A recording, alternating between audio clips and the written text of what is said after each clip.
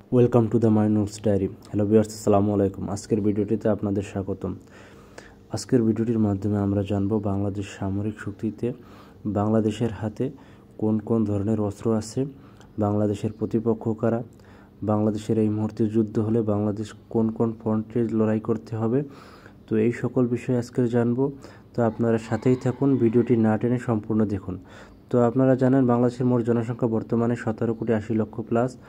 এরা প্রচণ্ড দেশপ্রেমিক এবং একতাবদ্ধ।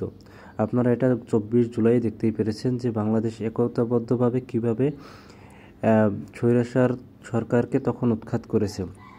তো আমরা এই বিষয়টি নিয়ে সবাই গভীরভাবে মনোযোগ দিয়েছি। বর্তমানে সামরিক শক্তিতে বাংলাদেশের অবস্থান 34তম।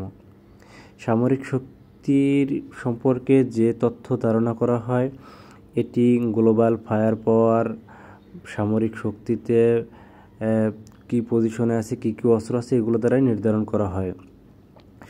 বর্তমানে মোট সামরিক সদস্য সংখ্যা 3 লক্ষ প্রায়। এটি সেনাবাহিনী, নৌবাহিনী এবং বিমান বাহিনীর সমন্বয়ে আনুমানিকভাবে বাংলাদেশ বাহিনীতে মোট সামরিক সদস্য সংখ্যা 3 লক্ষ জনের মতো আছে। তো বিষয়টি খুবই সুন্দর। এর ভিতরে 3 বাহিনীর ভিতরে মোট সেনাবাহিনীর সংখ্যা সবথেকে বেশি। বাংলাদেশ সেনাবাহিনীতে আনুমানিক বর্তমানে 1,63,000 জনেরও উপরে সৈন্য সংখ্যা আছে, যারা অ্যাক্টিভ হিসেবে আছে, বিভিন্ন সেনা ক্যাম্পে আছে এবং দেশের বাহিরে শান্তিরক্ষী বাহিনী হিসেবে নিয়োজিত আছে। তো বাংলাদেশের বিমান বাহিনীর সদস্য সংখ্যা হয়েছে 17,600 প্লাস জন। সংখ্যাটা একটু কম মনে হলেও আসলে বাংলাদেশের আয়তনের তুলনায় মোটামুটি ঠিকই আছে। তো এরপরে দেখব আমরা নৌবাহিনীর সদস্য সংখ্যা। তো বাংলাদেশের নৌবাহিনীর সদস্য সংখ্যা বর্তমানে 26,000 প্লাস জন আছে। তো এরা বর্তমানে বিভিন্ন ক্যাম্পে আছে, বঙ্গোপসাগরে টহলরত অবস্থায় আছে এবং বাংলাদেশের যে সাবমেরিন যুদ্ধজাহাজ আছে সেগুলোতে তারা মোতায়েন আছে। এবার আসি বাংলাদেশের সামরিক অস্ত্রের দিক থেকে কী কী আছে। তো প্রথমেই দেখে নেব বাংলাদেশের ব্যালিস্টিক মিসাইল। তো বাংলাদেশের কোন কোন ধরনের ব্যালিস্টিক মিসাইল আছে। তো এই ক্ষেত্রে বাংলাদেশ কিছুটা পিছিয়ে আছে আধুনিক যুগের সাথে তাল মিলিয়ে, কারণ বাংলাদেশের নিজস্ব প্রযুক্তিতে তৈরি কোনো সামরিক অস্ত্র নাই, সবগুলোই অন্যের উপর নির্ভরশীল। তো মোটামুটি আনুমানিক একটা ধারণার ভিতরে বলা যাচ্ছে বাংলাদেশের ব্যালিস্টিক মিসাইল সংখ্যা 5,574টি। এগুলো আসলে দূরপাল্লার না, চায়না, তুরস্ক, ভারত এইসব দেশ থেকেই মূলত কেনা ছিল। তো এরপরে আসি বাংলাদেশের যে গেরিলা ট্যাঙ্ক আছে, সামরিক ট্যাঙ্ক, এই ট্যাঙ্কের সংখ্যা। তো বাংলাদেশে মোটামুটি ট্যাঙ্কের দিক থেকে অনেকটাই এগিয়ে এবং এগুলো খুবই আধুনিক। বর্তমানে বেশ কিছু নতুন সংযোজন করা হয়েছে। তো দেখে নিই বাংলাদেশের সামরিক ট্যাঙ্কের সংখ্যা কতটি। বাংলাদেশের বহরে বর্তমানে ট্যাঙ্ক আছে 350টি, যেটা আমাদের বর্তমান বিশ্বের সাথে তাল মিলিয়ে চলতে গেলে সংখ্যাটা খুবই কম। তো আমাদের সরকার বর্তমানে পদক্ষেপ নিয়েছে আরও কিছু সামরিক সরঞ্জাম কেনার জন্য। এরপর আসি বাংলাদেশের যে হেলিকপ্টার আছে, হেলিকপ্টার আমাদের কাছে আছে শক্তিশালী রাশিয়ার তৈরি MI অ্যাটাক হেলিকপ্টার।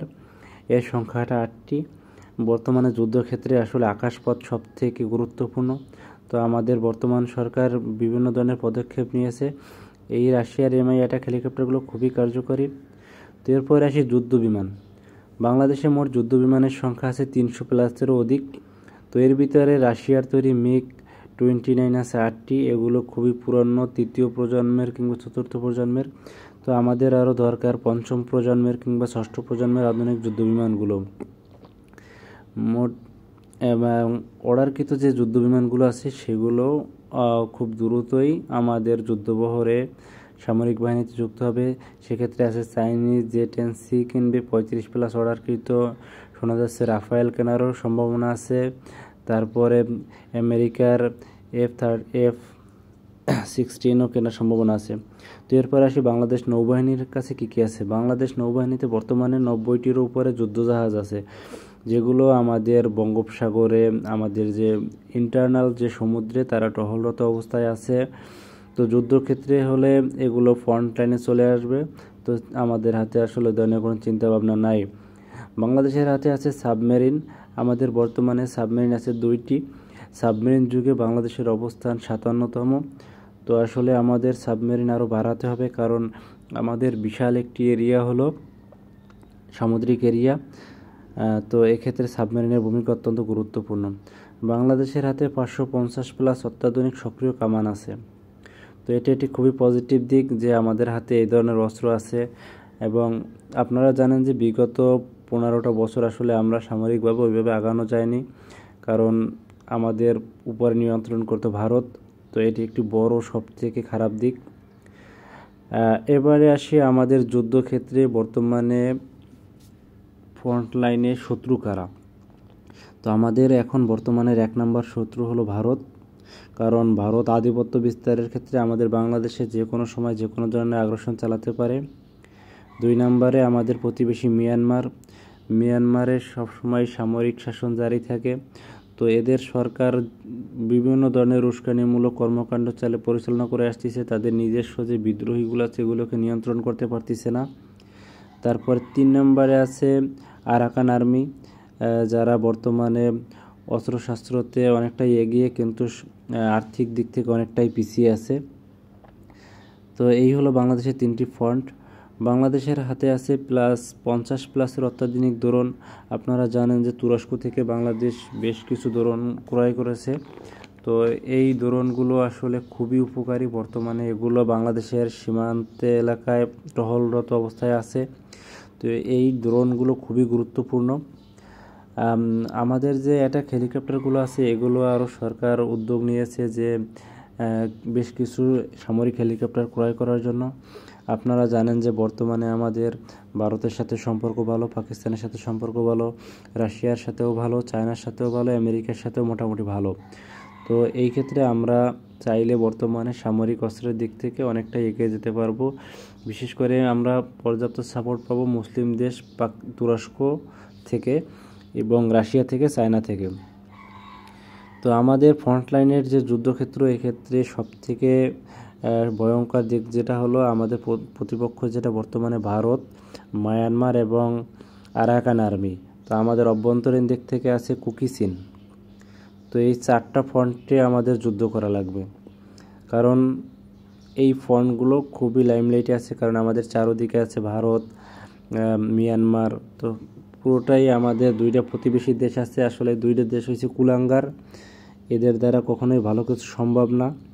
আমাদের বর্তমানে সব থেকে গুরুত্ব দিতে হবে আমাদের যে প্রযুক্তিগত রাডার সিস্টেম প্লাস আমাদের যে ক্ষেপণাস্ত্র প্রতিরক্ষা ব্যবস্থা, এই সকল বিষয়ের উপরে সব থেকে গুরুত্ব দিতে হবে।